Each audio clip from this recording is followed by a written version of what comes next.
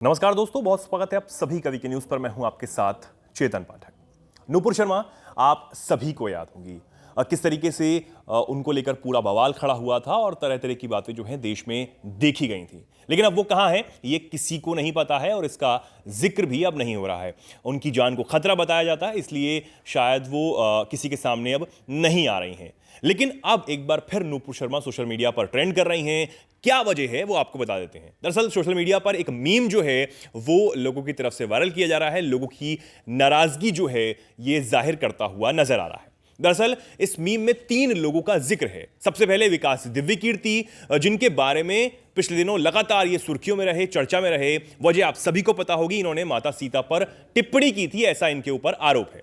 ये मीम जो है आप स्क्रीन पर देख रहे हैं, इसमें सबसे पहले विकास दिव्यकीर्ति हैं। उनके आगे मीम के हिसाब से लिखा हुआ है, I quoted a holy book and I am free, यानी कि मैंने होली बुक के बारे में, होली बुक से बताया और अब मैं फ्री हूं। इसके बाद नूपुर शर्मा का जिक्र है, उनकी तस्वीर है, उनके सामने यहां पर लिखा हुआ है, I quoted a holy book I am hiding from the world, यानी कि मैंने होली बुक के हवाले से जो बात बताई और उसके बाद अब मैं दुनिया से छुप रही हूं।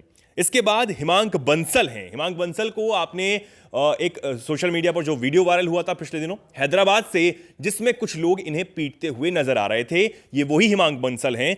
और अब इनके आगे लिखा हुआ है, I quoted a holy book I was threshed manhand and beaten, यानी कि मैंने होली बुक के हवाले से कुछ कहा और उसके बाद मुझे कुछ लोगों ने पीटा, जैसे कि वो सोशल मीडिया पर जो वीडियो हुआ था हैदराबाद से वायरल, उसमें ये पीटते हुए दिख भी रहे थे। अब ये जो मीम है यहां पर लोगों की नाराजगी जाहिर होता दिखाई दे रहा है, ये वायरल है। क्या कुछ ये पूरा मामला है, समझने की कोशिश करेंगे। हमारे साथ इस वक्त शेखर जी हैं, बहुत स्वागत है शेखर जी आपका। धन्यवाद चेतन। सर, ये जो पूरा मीम है लोगों की तरफ से यहाँ पर सोशल मीडिया पर वायरल किया जा रहा है, क्या ये पूरा मामला है, आप जरा बताइए हमारे दर्शकों को। चेतन, यहाँ पर सबसे बड़ी चीज़ समझने वाली है कि अचानक ऐसा क्या हुआ कि नूपुर शर्मा दोबारा से पिक्चर में आ गई हैं। लोगों को इंतजार है कि नूपुर शर्मा सामने आए, मिलें, कहाँ हैं, क्या हैं, सुरक्षित हैं कि नहीं हैं।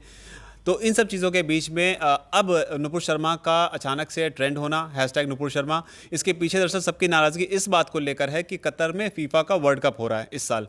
और फीफा का वर्ल्ड कप की ओपनिंग सेरेमनी के बाद जो है एक नाम सबसे ज़्यादा सुर्खियों में है और नाम है जाकिर नायक का।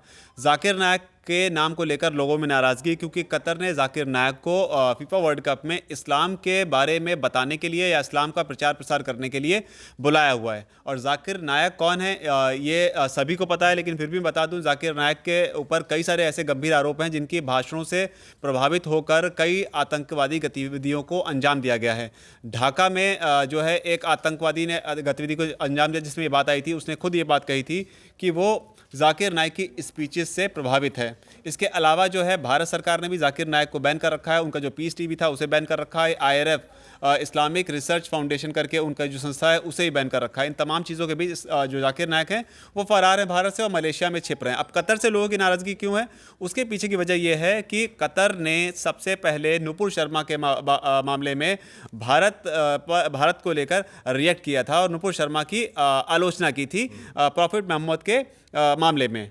इस चीज़ को लेकर अब लोग नाराज़ इस बात से हैं कि जाकिर नायक को आप बुलाकर इस्लाम का प्रचार प्रसार करा रहे हो और नूपुर शर्मा के मामले में आप इतना ज़्यादा रिएक्ट करके गए। जाकिर नायक कौन है, इसके बारे में एक और दो सेंटेंस उनके बताऊंगा, 2 स्टेटमेंट्स बताऊंगा बेसिकली, तो आपको पूरी तरीके से क्लियर हो जाएगा जाकिर नायक कौन है।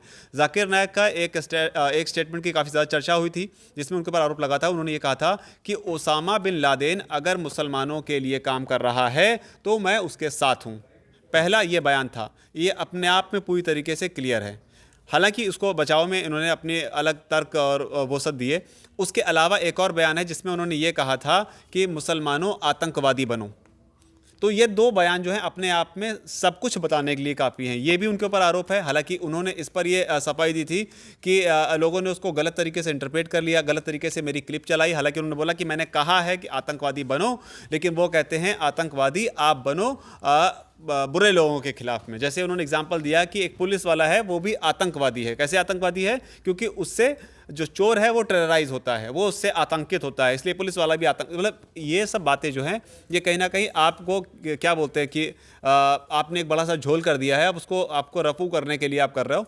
लेकिन जाकिर नायक के बयान अपने आप बताने के लिए काफ़ी हैं और जिस तरीके से वो अपने पीस टीवी पर जो भी स्पीचेस करते रहे उनका प्रभाव सिर्फ भारत पर ही हो और भारत ने ही बैन कर दिया हो ऐसा नहीं है।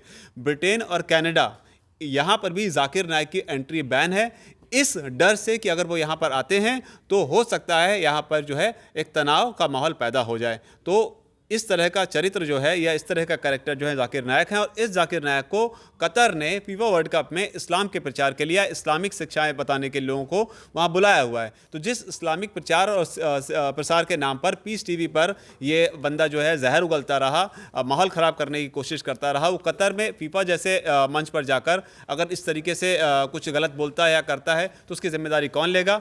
दोहरे रवैये को लेकर यहाँ पर कतर से नाराज़गी है लोगों की। हालांकि कतर के साथ हमारे जो संबंध है वो बहुत अच्छे हैं, जो हमारे अंतर्राष्ट्रीय संबंध हैं।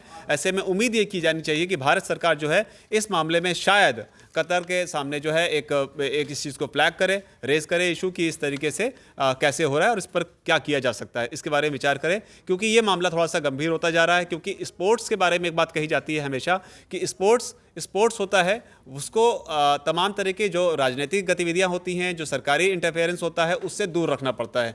और यही वजह है कि कई बार ओलंपिक एसोसिएशन जो इंटरनेशनल ओलंपिक संस्था है उसने भी हमेशा कई बार कई देशों को इस चीज़ को लेकर बैन किया है कि आपने हमारे स्पोर्ट्स एसोसिएशंस में इंटरफेयर किया है इस वजह से। तो स्पोर्ट्स में क्लियर है कि इसमें कोई भी पॉलिटिकल और इस तरह की चीज़ें नहीं होनी चाहिए। लेकिन फीफा के मामले में या फिर कतर में जो वर्ल्ड कप हो रहा है उससे लेकर नुपुर शर्मा को जोड़कर यहाँ लोगों में नाराज़गी कि इस तरह का दोहरा रवैया क्यों। अब कतर में हो रहा फीफा वर्ल्ड कप जो है वो वैसे ही विवादों में चल रहा है, क्योंकि अब अलकायदा ने भी इसको लेकर धमकी जारी कर दी है और साफ तौर पर ये कह दिया है कि मुस्लिमों का जो उत्पीड़न है उनको ना दिखाने के लिए ये जो फीफा वर्ल्ड कप है और किया जा रहा है। और उसके बाद यहाँ पर ये भी कहा है कि जितने भी मुसलमान भाई हैं वो इस फीफा वर्ल्ड कप से दूर रहें। कतर एक मुस्लिम देश है और इस वजह से ही जब ये फीफा वर्ल्ड कप स्टार्ट हुआ तो इससे पहले भी विवादों में था किसी ब्राइबरी को लेकर, और इसके बाद यहाँ पर बियर को लेकर या फिर क्योंकि वर्ल्ड कप जो है इसमें बहुत सारे देश पार्टिसिपेट करते हैं, इसमें वेस्टर्न कंट्रीज़ भी होते हैं और पूरी दुनिया का अपना अलग अलग कल्चर है। हालांकि जो भारत की संस्कृति है, भारत की चीज़ें, यहाँ पर सब चीज़ें एक्सेप्टेबल होती हैं। यहाँ पर ये कोई नहीं कहता कि आप ऐसा करो या वैसा नहीं करो, हमको जो करना है वो हम करते हैं, तो वो चीज़ है। लेकिन कतर एक मुस्लिम कंट्री है और वहाँ पर इन सब चीज़ों को लेकर बहुत ज़्यादा वो है। बीच में सुनने में ये भी आया था कि जो वेस्टर्न कंट्रीज़ का अपना ड्रेसिंग सेंस है या उनका जो ड्रेसिंग कल्चर है उस चीज़ को कतर में ध्यान रखते हुए वो पहने कि वो कहाँ हैं। तो इसलिए उनके लिए भी कुछ गाइडलाइंस जारी की गई थी कि आपको कितना ढक के रखना है और कितना खोल के रखना है।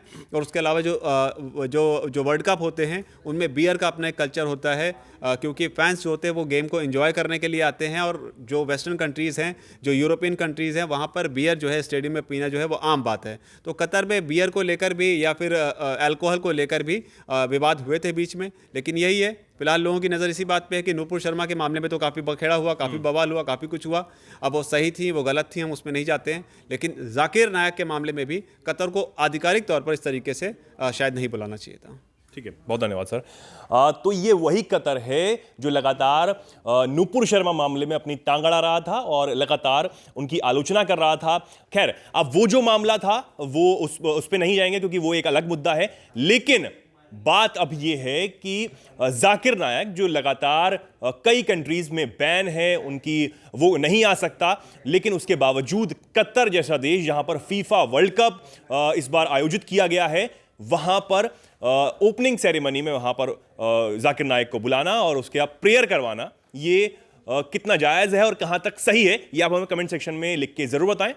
और किसी भी तरीके से, जैसे कतर आप बता रहे थे सर कि जो कतर है उसने लगातार फीफा वर्ल्ड कप में भी अब स्टेडियम के अंदर बियर जो है बैन कर दिया। हालांकि कतर में बियर जो शराब है वो बैन नहीं है, लेकिन उसी के साथ एक बात और है कि कतर ने फीफा वर्ल्ड कप स्टेडियम के अंदर एक एडवाइजरी जारी की है और कहा है कि महिलाएं जो हैं वो पूरे कपड़े पहने, यानी कि वो ऐसे कपड़े नहीं पहन सकती हैं जहां से उनका शरीर का प्रदर्शन हो। और साथ ही साथ पुरुष जो हैं उनके लिए भी एक एडवाइजरी जो है वो जारी की गई है। कहा गया है कि जो भी पुरुष हैं वो ऐसे कपड़े ना पहने जो आपत्तिजनक स्लोगन दिखाते हों, यानी कि इसमें भी हर तरह की पाबंदियां हैं। लेकिन जो जाकिर नाइक है, जो ऐसी बातें करता है, लगातार आतंकवादी हो या फिर किसी भी चीज को लेकर हो, देश विरोधी बातें हो, इसलिए ही वो बैन है। लेकिन फिर भी कतर उसे सम्मान देता है, बुलाता है और लगातार ऐसी बातें करता हुआ नजर आ रहा है। आप क्या कहना चाहेंगे इस खबर पर, हमें कमेंट सेक्शन में बताना ना भूलें। और ऐसी ही तमाम खबरों को जानने के लिए देखते रहिए वीके न्यूज। धन्यवाद। वीके न्यूज, राष्ट्र के नाम।